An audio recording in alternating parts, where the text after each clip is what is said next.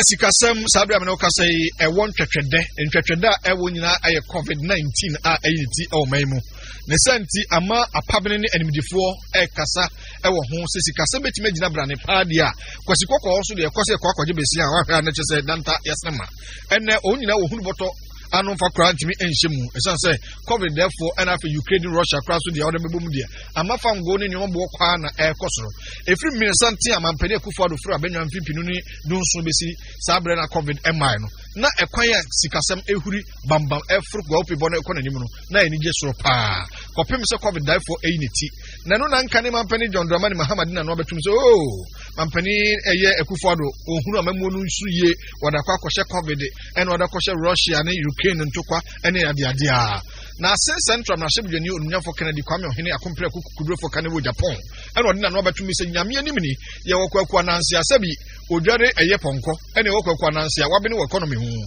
na kwaku ananse odware ponko a wabene e wo economy ho de kane mampene John Mahama e basi kasam nkomode a onimmo eni kwaso da no betum bi o kyese empani kasa de okwa atende oba tende ogya ho ne atendrodo atendrodo nse mampani na nadan kwaku fo do anyahwe anase fo na teacher fo allowance wode aba free senior high school wode aba afa e-blocks amampani dada Mahama jani go kwaye mu nyina no wasisi e de hostel aka ho dumso ne nyina no oyi e de free ho until say covid unity na se ne oman nyina ne wiase afa na nyina hu boto anu emfa kura nhyem na se nyoma nkoye ne de e-levy ba ne bi mu ni ya wati kokuma onumnyamfo Kennedy Kwame Ohene Agyapong kyese mampani John Dramani Mahama mampani dada de e manimfo na no meto e economy no sense o historian we communicator kasa no nim kasa na se kasa tintin so ntoponko na mmom e ba de sikasem kuntabu dia wabon afukyira a ba business so e ma wo mu capital asu hwanye na 2014 whatever we are experiencing now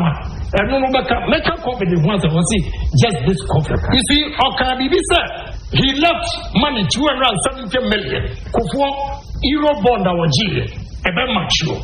The time one President Kufuor J euro bond na a mature no Mahama.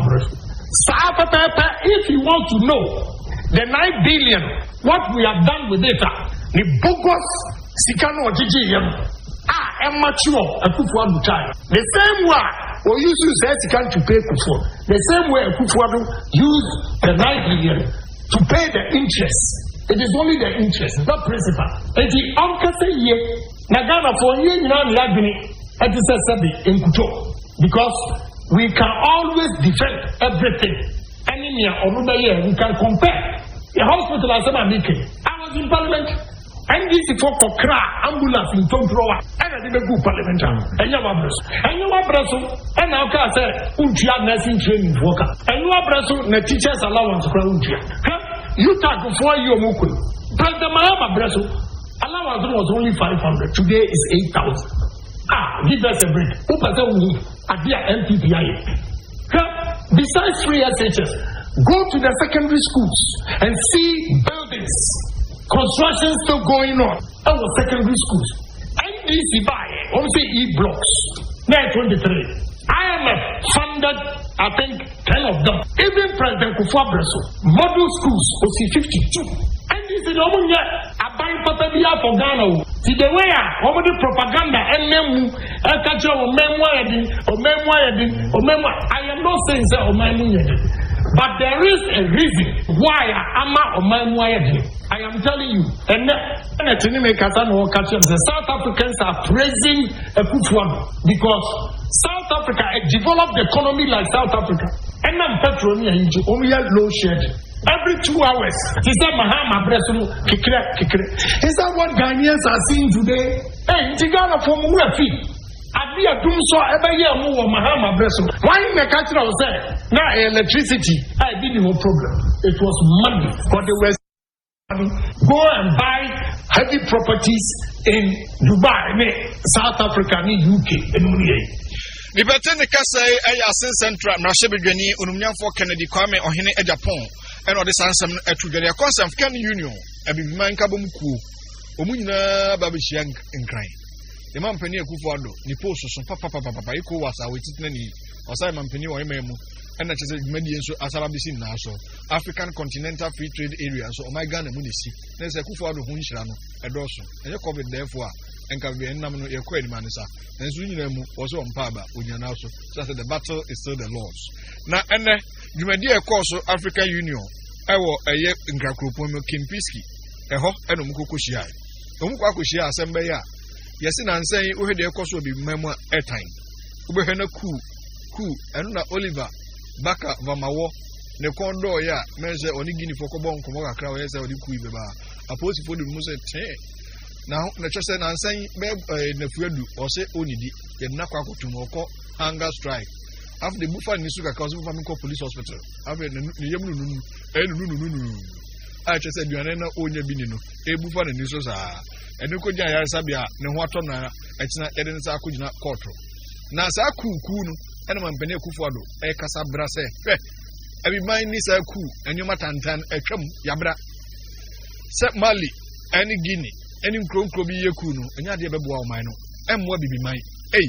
Nipatuntum yadwi the SSB inipadua ni ekalansa na ekwakoyo esan say United States of America etese nkronkro ahodo no maka mo hobomu mo amekro no ayefefefa yehire ama ene Ghana ni bi yapeso okoho nanso abima de Togo kura ka se koho akodi nansa na esa ma play ground ko ana Mali umzi oda esan say kro no yakonto kwa se kro no amatutwa asem ene sebini bonifo sam kwa na ekoso na mpene kufu do akaseti ase eni kwase so sa de mo no so na wakatre ebimemu mpanifo be chewo nyina nse ono otika na me so menka bi ase ni mfie mienu anase mfie na otwai ni mienu so na owura mu ko ta mo so pe odi dibra to ho yo beba emra pa se ono ekufu do be chinchina twan se yato abawie na ne bra so se wonsi fo mo se bi si da wo yemra nim ni mapa wo ye lawyer ni pa wa bene ne senti o tumpanifo ni nyina fo se omunsua bibi mfiri ono mu omunsua bibi mfiri nkronkro ahodo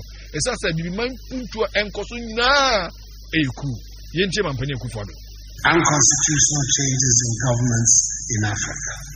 The significant interest in this forum is an indication of the unequivocal, unwavering commitment to constitutionalism and the rule of law, and the outright rejection of all forms and manifestations of unconstitutional changes in governments in Africa, as well as of the manipulation of national constitutions.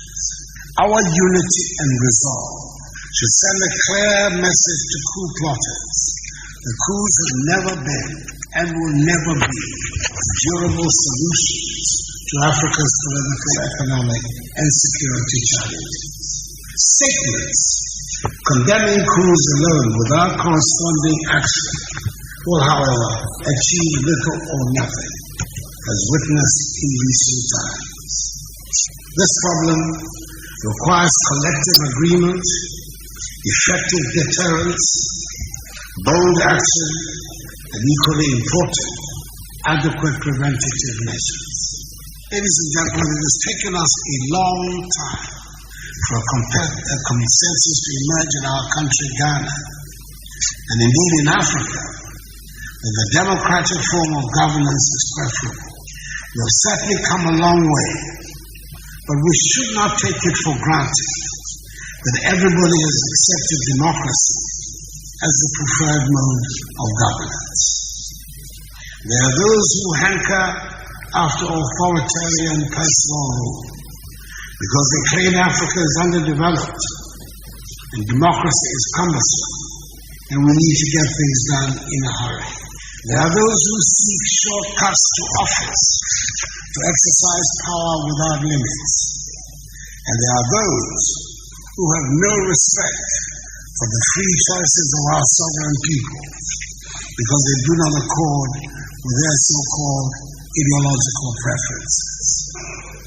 Nipatene kasai Ghana mampani nana Addo Akufo-Addo no we ne nsam kura no osinya me ni ade ama bibi ma bofo mo pa greediness ase yato abawie no nsi fomo nsi da se yetete manfo ye brim kofo na yema nipa ani tutuka onsem no eno na ma abiman enko nanim no ebewie chi ne nipa ena ni jefo yi so monam kroma ni ss sika wo ye kwan so ni kokko wie chi no makoye komikafo am roberts wo se mwa obi antra ne krom enye ne kro yi watu amampanifo ni nyina fo se omontwe mu frisa so ba no na mwa.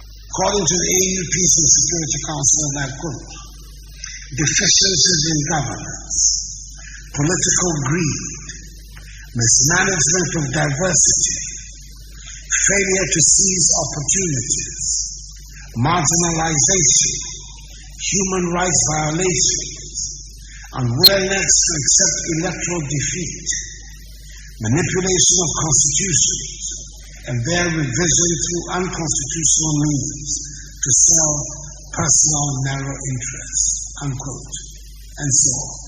Even more worrying, the expression of social discontent by the citizenry against these factors, usually through protest, has often been met with varying degrees of repression, co-option, violence, and further consolidation of the status quo. Is this the Africa we want?